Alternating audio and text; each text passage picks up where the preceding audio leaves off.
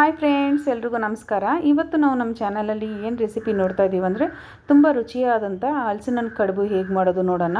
ಈ ಹಲಸಿನಣ್ಣು ಸೀಸನಲ್ಲಿ ಒಂದು ಸರಿನಾದರೂ ಮಾಡಿ ತಿನ್ನಬೇಕಾದಂಥ ತುಂಬ ರುಚಿಯಾದಂಥ ರೆಸಿಪಿ ಫ್ರೆಂಡ್ಸ್. ಇದು ಮಾಡೋದಕ್ಕೆ ನಾನು ಮೊದಲಿಗೆ ಇಲ್ಲಿ 1 ಕಪ್ಪಷ್ಟು ರೇಷನ್ ಅಕ್ಕಿನ 2 ಅವರ್ ಮುಂಚೆನೇ ನೆನೆಸಿಟ್ಟಿದ್ದೀನಿ. 1 ಕಪ್ಪು ರೇಷನ್ ಅಕ್ಕಿಗೆ 2.5 ಕಪ್ಪಷ್ಟು ಹಲಸಿನಣ್ಣು ತೊಳೆನ ಬಿಡಿಸಿಟ್ಟಿದ್ದೀನಿ, ಬೀಜ ಎಲ್ಲ ತೆಗೆದು. ಅರ್ಧ ಕಪ್ಪಷ್ಟು ಫ್ರೆಶ್ಶು ಕೊಬ್ಬರಿ ತುರಿ, 1 ಕಪ್ಪಷ್ಟು ಬೆಲ್ಲ, ಉಪ್ಪು, 1 ಚಿಟಿಕೆಯಷ್ಟು, ಏಲಕ್ಕಿ 5 ರಿಂದ 6 ಏಲಕ್ಕಿ. ಇದಿಷ್ಟೇ ಫ್ರೆಂಡ್ಸ್ ಇದಕ್ಕೆ ಬೇಕಾಗಿರೋಂಥ ಸಾಮಗ್ರಿಗಳು.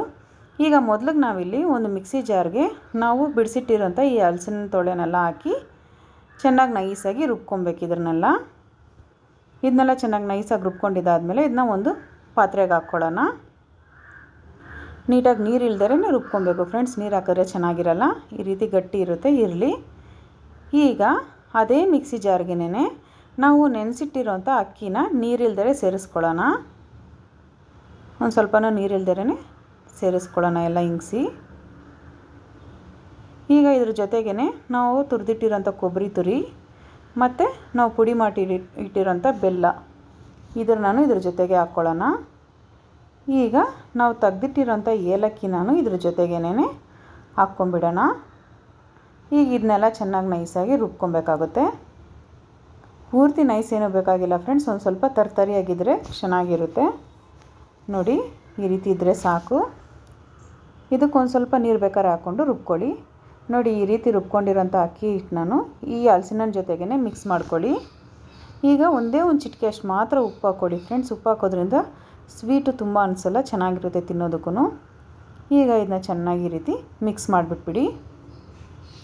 ಈ ಅಕ್ಕಿ ಹಿಟ್ಟು ಮತ್ತು ಹಲಸಿನ ಹಣ್ಣು ಪೇಸ್ಟ್ ಎರಡೂ ಚೆನ್ನಾಗಿ ಮಿಕ್ಸ್ ಆಗೋ ಥರ ಈ ರೀತಿ ಚೆನ್ನಾಗಿ ಮಿಕ್ಸ್ ಮಾಡಿಬಿಟ್ಬಿಡಿ. ಈಗ ಈ ರೆಡಿಯಾಗಿರೋಂಥ ಹಿಟ್ಟನ್ನ ನಾವು ಬಾಳೆ ಎಲೆಯಲ್ಲಿ ಇಟ್ಟು ಕಡುಬು ಮಾಡ್ಬೋದು, ಇಲ್ಲ ಡೈರೆಕ್ಟು ಇಡ್ಲಿ ಪಾತ್ರೆಯಲ್ಲಾದರೂ ಇಟ್ಟು ಕಡುಬು ಮಾಡ್ಬೋದು. ಈಗ ಬಾಳೆ ಎಲೆಯಲ್ಲಿ ಹೇಗೆ ಮಾಡೋದು ನೋಡೋಣ. ಮೊದಲು ನಾವಿಲ್ಲಿ ಒಂದು ಬಾಳೆ ಎಲೆನ ತೆಗೆದು ಸ್ವಲ್ಪ ಬಿಸಿ ಮಾಡಿಕೊಂಡ್ರೆ ಅದು ನಮಗೆ ಎಲೆ ಮುರಿದರೆ ಬರುತ್ತೆ. ನೋಡಿ, ಈ ರೀತಿ ಬಿಸಿ ಮಾಡಿಟ್ಟಿರೋಂಥ ಬಾಳೆ ಎಲೆನ ಒಂದು ಸ್ವಲ್ಪ ಚಿಕ್ಕದಾಗಿ ಕಟ್ ಮಾಡಿಕೊಂಡು ಅದರಲ್ಲಿ ಒಂದು ಸ್ವಲ್ಪ ಹಿಟ್ಟನ್ನ ಹಾಕಿ ಈ ರೀತಿ 4 ಕಡೆನೂ ಫೋಲ್ಡ್ ಮಾಡ್ಕೊಳ್ಳಿ. ಸ್ವಲ್ಪ ನಿಧಾನಕ್ಕೆ ಫೋಲ್ಡ್ ಮಾಡ್ಕೊಳ್ಳಿ. ಬಿಸಿ ಮಾಡಿರೋದ್ರಿಂದ ಬಾಳೆ ಎಲೆ ಬಂದು ಒಡೆದೋಗಲ್ಲ, ಅರ್ಧೋಗಲ್ಲ, ಚೆನ್ನಾಗಿ ಬರುತ್ತೆ. ಈ ರೀತಿ ಎಲ್ಲ ನೀಟಾಗಿ 4 ಕಡೆನೂ ಕವರ್ ಮಾಡಿ ಇಡ್ಲಿ ತಟ್ಟೆಯಲ್ಲಿ ಇಟ್ಬಿಡೋಣ. ಈ ಬಾಳೆ ಎಲೆಯಲ್ಲಿ ಮಾಡೋದು ಇದೇ ಥರ ಮಾಡಬೇಕು ಫ್ರೆಂಡ್ಸ್. ಅದೇ ಥರ ನಿಧಾನಕ್ಕೆ ಒಂದು ಸ್ವಲ್ಪ ಹಿಟ್ಟೆ ತೆಗೆದು ಈ ರೀತಿ ಹಾಕ್ಕೊಂಡು 4 ಕಡೆನೂ ನೀಟಾಗಿ ಫೋಲ್ಡ್ ಮಾಡ್ಕೊಬೇಕಾಗುತ್ತೆ.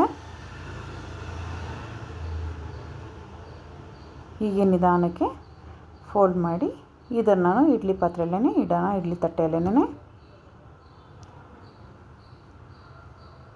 ಈಗ ನೋಡಿ, ಬಾಳೆ ಎಲೆಯಲ್ಲಿ ಮಾಡಿರೋದೆಲ್ಲ ರೆಡಿ ಮಾಡಿಟ್ಟಿದ್ದೀನಿ. ಈಗ ಡೈರೆಕ್ಟ್ ಇಡ್ಲಿ ತಟ್ಟೆಗೆ ಬೇಕಾದ್ರೆ ನಾವು ಒಂದು ಸ್ವಲ್ಪ ತುಪ್ಪನ ಹಾಕಿ ತುಪ್ಪನ ಚೆನ್ನಾಗಿ ಎಲ್ಲ ಕಡೆನೂ ಸ್ಪ್ರೆಡ್ ಮಾಡಿಬಿಟ್ಬಿಡೋಣ.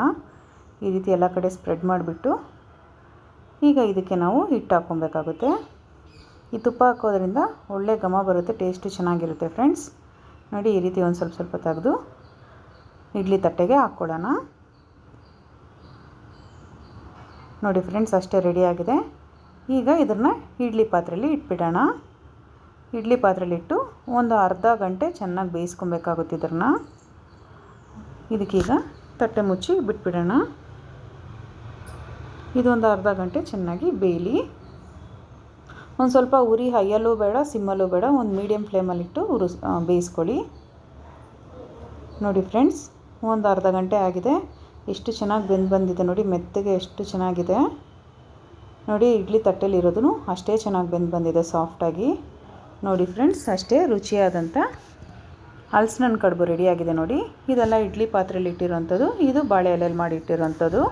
ಈಗ ಇದ್ರ ಮೇಲೆ ಒಂದು ಸ್ವಲ್ಪ ತುಪ್ಪ ಹಾಕ್ಕೊಂಡ್ರೆ ತುಂಬ ರುಚಿಯಾಗಿರುತ್ತೆ ಫ್ರೆಂಡ್ಸ್. ಬಿಸಿ ಬಿಸಿ ತಿನ್ನೋದಕ್ಕೆ ಅಷ್ಟು ಚೆನ್ನಾಗಿರುತ್ತೆ.